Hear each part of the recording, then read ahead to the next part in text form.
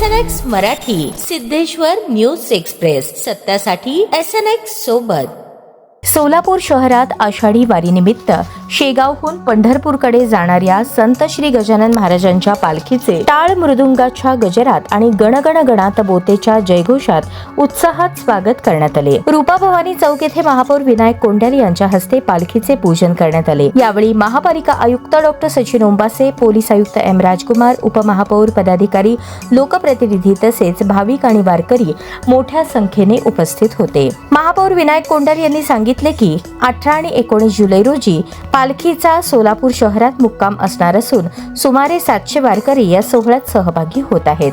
वारकऱ्यांच्या सोयीसाठी महापालिकेने पिण्याचे पाणी, स्वच्छतागृहे, आरोग्य सुविधा, प्रकाश व्यवस्था, स्वच्छता, मुक्कामाची व्यवस्था आणि कचरा व्यवस्थापनासह सर्व मूलभूत सुविधा उपलब्ध करून दिल्या आहेत. तसेच सर्व विभागांना 24 तास सतर्क राहण्याच्या सूचना देण्यात आल्या आहेत.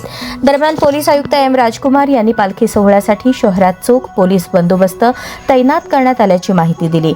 वाहतूक सुरळीत राहावी यासाठी विशेष नियोजन करण्यात आले असून नागरिकांनी वाहतूक नियमांचे पालन करून प्रशासनाला सहकार्य करण्याचे आवाहनही त्यांनी केले.